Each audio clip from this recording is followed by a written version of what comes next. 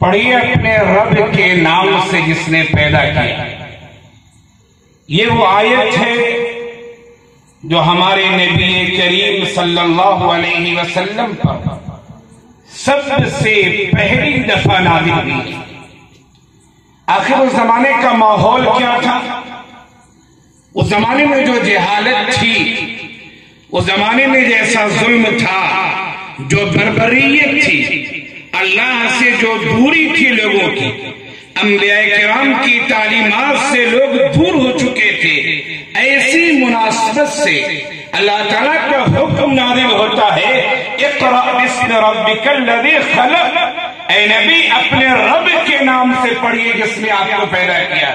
اس سے معلوم ہوا کہ جب تعلیم عام ہوگی، جب پڑھایا جائے گا، پڑھا جائے گا، تو سماج سے ظلم کا خاتمہ ہوگا، سماج سے انارکی دور ہوگی، سماج سے برائیاں دور ہوں گی، اور سماج کا رشتہ رب سے جڑے گا، اللہ سے جڑے گا.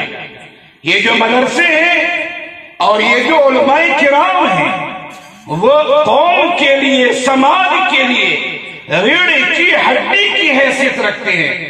بس یوں سمجھیے آپ کہ جس طرح ایک جسم کے لیے دل کی جو اہمیت ہوتی ہے، جو ہارٹ کی اہمیت ہے، دل دھڑکنا بند ہو جائے تو آدمی نہیں کہلائے گا، وہ آدمی کی لاش ہو جائے گی.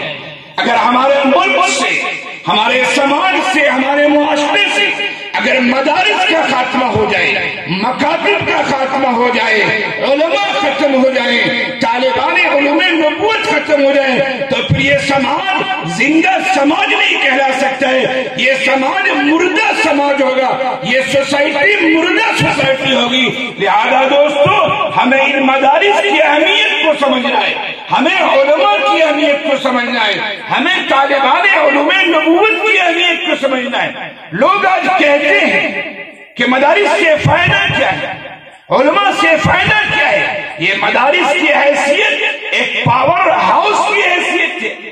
جس طرح ہمارے گھروں میں بجلیاں آتی ہیں، لائٹ جلتی ہے، اس کا پاور ہاؤس ہوتا ہے جہاں سے بجلی سپلائی ہوتی ہے. آج تو ہمارے سماج میں مسلمان نماز پڑھتے ہیں، اللہ کے رسول کے نام لیوا ہیں، اور وہ شریعت کی چند باتیں جانتے ہیں، وہ سب علماء کی دین ہے، وہ سب مدارس کی دین ہے، وہ سب ان حفاظ اور ائمہ کرام کی دین ہے. ان کی اہمیت کو سمجھنا انتہائی ضروری ہے. جگہ جگہ مکاتب کا جال ہونا چاہیے، اور جہاں جہاں ضرورت ہو وہاں مدرسے کا قیام ہونا چاہیے، اور اس کی اہمیت کو سمجھنا چاہیے. یہ حفاظ کرام، یہ طالبان علوم نبوت اپنے سینوں میں قرآن لیے ہوئے ہیں.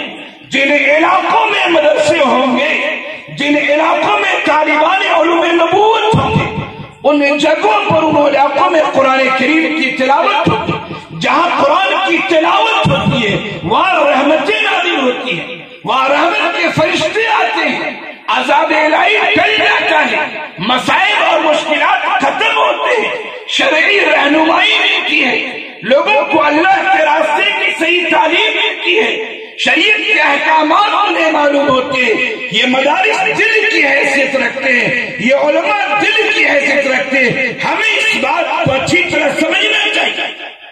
قرآن کریم ان حفاظ کرام کے سینوں میں جن کی ابھی دستار بندی ہونی ہے، قرآن کی اپنی ایک اہمیت ہے. دنیا کی واحد ایسی کتاب ہے، واحد ایسی کتاب ہے کہ آپ سمجھ کے پڑھے پھر بھی ثواب، اور نہ سمجھ کے پڑھے پھر بھی ثواب. لیکن یاد رکھیے، اچھی طرح یاد رکھیے، میرے کہنے کا یہ مقصد نہیں ہے کہ قرآن کو بے سمجھے پڑھتے رہیے آپ. نہیں، قرآن کریم کی تلاوت کیجیے گا، ثواب ملے گا. لیکن قرآن صرف تلاوت کرنے کی نازل نہیں آیا ہے. قرآن کریم دستور حیات ہے، قرآن کریم شریعت کا پیام ہے، قرآن کریم